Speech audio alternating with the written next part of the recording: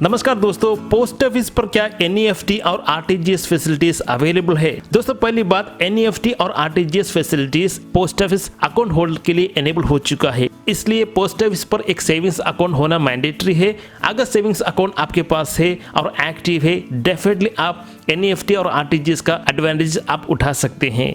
पहले देखते हैं किसी बैंक से आप कैसे एनईएफटी आरटीजीएस यूज करके पोस्ट ऑफिस के लिए पैसा भेजिए। यहाँ पर किसी भी बैंक से आप एनईएफटी या आरटीजीएस से पैसा पोस्ट ऑफिस के लिए भेजना चाहते हैं तो आपको देना चाहिए अकाउंट होल्डर का नाम। आपका जो पोस्ट ऑफिस सेविंग्स अकाउंट का जो पासबुक है उस पर आपका नाम होता है, वही नाम यहाँ पर दीजिए। उसके बाद पोस्ट ऑफिस का जो अकाउंट नंबर है वो यहाँ पर दीजिए। बेनिफिशियरी ऐड करते समय यहाँ पर दीजिए, उसे आप कंफर्म भी कर दीजिए। सेम अकाउंट नंबर को कंफर्म भी कर दीजिए। तीसरा है आपको सेलेक्ट करना चाहिए बैंक। यहाँ पर आप आदेश सेलेक्ट कीजिए। आदेश सेलेक्ट करके आईएफएससी कोड का सेक्शन पर ये जो आईएफएससी कोड आपको देना चाहिए। हर एक पोस्ट ऑफिस का एक ही आईएफएससी कोड होता है।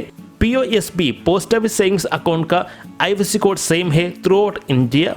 यही आईएफएससी कोड आप यहाँ पर लिखे। ध्यान पे रखिए, ये जो IFSC code IPPB savings account का आईएफएससी कोड से डिफरेंट है। आईपीपीबी सेविंग्स अकाउंट का IFSC code, post office savings account का आईएफएससी कोड दोनों डिफरेंट है, ये आप ध्यान पे रखिएगा। तो दोस्तों इस तरह से प्रोसीड करते हैं तो आपका जो बेनिफिशियरी ऐड हो जाता है, पोस्ट ऑफिस अकाउंट के लिए बेनिफिशियरी ऐड हो जाता है इस तरह से। दोस्तों अब देखते हैं चार्जेस और लिमिटेशंस क्या क्या है। अगर आप चाहते हैं एनईएफटी और आरटीजीएस पोस्ट ऑफिस से करें, कुछ इस तरह से है। एनईएफटी का चार्जेस अगर आप पोस्ट ऑफिस से किसी बैंक के लिए ट्रांसफर करते हैं तो ये है चार्जेस। ट्रांसैक्शन चार्जेस इतना है, 10,000 से 1 लाख तक इतना रुपए है, 2 लाख तक इतना रुपए है, अगर 2 लाख से ज्यादा है तो ये है चार्ज। तो दोस्तों यहाँ पर एक इंपॉर्टेंट पॉइंट है, अगर आप काउंटर पर जाके आउटवर्ड एनईएफटी करते हैं, मतलब आपको पोस्ट ऑफिस अकाउंट से बाहर जा रहा है पैसा एनईएफटी थ्रू, तो यहाँ पर मैक्सिमम पर ट्रांजैक्शन एनईएफटी कर सकते हैं 15 लाख। अगर आप काउंटर पर जाके करते हैं तो 1 रुपए से 15 लाख तक आप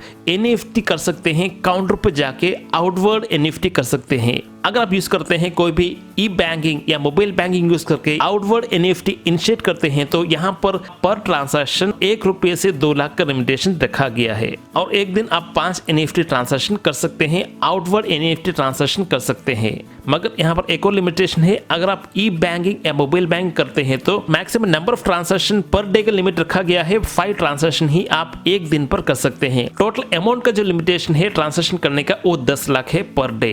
अगर आप एनईएफटी करते हैं, पोस्ट ऑफिस से एनईएफटी करते हैं ई बैंकिंग और मोबाइल बैंकिंग फैसिलिटी यूज करके, शाम का 8 बजे से सवेरे का 8 बजे तक, ये जो टाइम का बीच का आप एनईएफटी करते हैं तो आउटवर्ड एनईएफटी करते हैं तो आप 2 लाख रुपए तक ही सेंड कर पाएंगे। अगर आप पोस्ट ऑफिस का काउंटर पे जाके एनईएफटी करने की कोशिश करते हैं तो यहाँ पर कुछ पॉइंट्स आपको ध्यान पे रखना चाहिए। पोस्ट ऑफिस का काउंटर पर आपको मिलेगा 2 फॉर्म मिलेगा, एनईएफटी मैंडेट फॉर्म मिलेगा, उसके साथ साथ SB7 फॉर्म या पीओएसबी का चेक भी आपको मिलेगा। इसे आपको फिल करके देना चाहिए। ये दोनों फॉर्म वेरीफाई होने के बाद एक 16 डिजिट यूटीआर नंबर जनरेट किया जाता है। यही नंबर दोनों फॉर्म के ऊपर अटैच किया जाता है by the supervisor of the post office. ये जो 16 डिजिट यूटीआर नंबर आप भी नोट करके रखिए, ये काम पे आएगा। अगर कोई भी ग्रीवेंस आप फाइल करना चाहते हैं तो ये जो 16 डिजिट का यूटीआर नंबर मैंडेट है, ये चाहिए ही। अगर आप कोई भी ग्रीवेंस फाइल करना चाहते हैं तो against this transaction.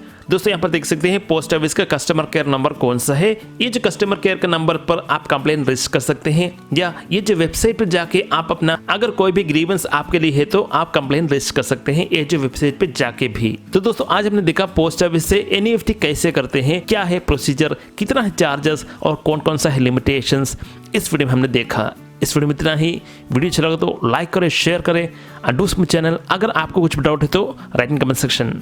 Thank you, जय हिंद, वंदे मातरम।